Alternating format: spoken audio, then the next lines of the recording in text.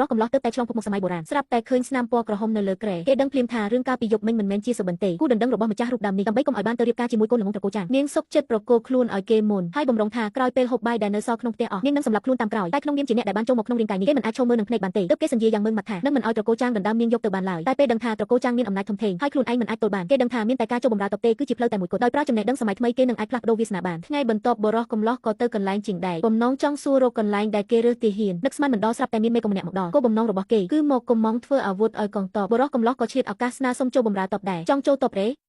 ឯងចេះអក្សរដែរទេចេះសរសេរនិងចេះគណនាលេខដែរមេកុំពេលឮថាចេះអក្សរក៏ដកក្រដាសមួយសន្លឹកចេញពីក្នុងអាវហើយឲ្យបរោះកំឡោះអានឲ្យស្ដាប់នៅលើនោះសុទ្ធតែជាបញ្ជីឈ្មោះអាវុធយុទ្ធភ័ណ្ឌគេអានបានបន្តិចក៏ប្រគល់ត្រឡប់ទៅវិញព្រោះនេះជាឯកសារសម្ងាត់ឋានៈដូចជាគេមិនគួរមើលច្រើនពេកទេមេកុំឃើញគេចេះដឹងខុសត្រូវក៏ពេញចិត្តយ៉ាងខ្លាំងចៃដន្យនៅបន្ទាយធីលីងកំពុងខ្វះអ្នកចេះអក្សរក៏ស្នើប្រាក់ខែ2ដំឡឹងអញ្ជើញគេឲ្យទៅធ្វើការជាមួយតែបរោះកំឡោះមិនចង់បានត្រឹមប៉ុណ្ណឹងទេលោកមេកុងខ្ញុំមើលថាបើសម្លាប់ស្រូវបាន3នាក់នឹងបានឡើងតំណែងជាមេកុងតូចមែនទេទាហានទាំង2នាក់ស្មានថាគេនិយាយលេងពួកស្រូវទាំងនោះកាចសាហាវណាស់សូម្បីតែពួកគាត់ឃើញហើយក៏មានតែរត់យកព្រះអាយុដែរបើឯងពិតជាអាចកាប់បាន3នាក់មែនអាចទៅបើករង្វាន់នៅបន្ទាយធីលីងបានភ្លាមនោះជាងដែកក៏យកដាវមួយដើមមកឲ្យបរោះកំឡោះដាវនេះដាំឡើយជារបស់ឪពុកគេតែគួរឲ្យស្ដាយគាត់ស្លាប់ចោលបាត់ទៅហើយឃើញកូនចង់ចូលតបក៏ប្រគល់របស់ម្ចាស់ដើមវិញទៅខណៈដែលបរោះកំឡោះកាន់ដាវទើបតែដើរចេញពីកន្លែងជាងដែកស្រាប់តែមេភូមិស្រែកប្រាប់ថាតបសេះគោសម្ព័ន្ធរងមកដល់ហើយបើមិនរត់ទេច្បាស់ជាអស់ជីវិតហើយតែបរោះកំឡោះឃើញសាច់មកដល់មាត់គេសប្បាយចិត្តទៅវិញគេប្រាប់អ្នកភូមិមិនឲ្យភ័យគេមានវិធីទប់ទល់រួចគេក៏គូសផែនទីយុទ្ធសាស្ត្រនៅលើដីតបសេះរបស់ពួករងពូកែខាងជីសេះបើវាយគ្នានៅទីវាលអ្នកភូមិដែលគ្មានអាវុធក្នុងដៃច្បាស់ជាមិនអាចឈ្នះបានទេតែពេលនេះអាចប្រើផ្លូវក្នុងភូមិដែលតូចចង្អៀតនិងបត់បែនធ្វើឲ្យសេះរបស់ពួកវាពិបាកធ្វើចលនាឲ្យអ្នកភូមិពួនតាមកន្លែងកាច់ជ្រុងវាយបានក៏វាយមិនបានរត់ពួនហើយគេនឹងរកឱកាសសម្លាប់ពួកវាយុទ្ធសាស្ត្រនេះដូចជាវិធីដែលគេប្រើដើម្បីឡោមព័ទ្ធចាប់ជ្រូកព្រៃអញ្ចឹងក្រោមការដឹកនាំរបស់គេទីបំផុតសម្លាប់បាន6នាក់អ្នកភូមិទាំងអស់សាទរនឹងសមត្ថភាពរបស់គេបន្ទាប់មកពេលដែលគេកំពុងតែឆែកឆេររករបស់ស្រាប់តែប្រទះឃើញបន្តោងរូបខ្លាមួយបងប្រុស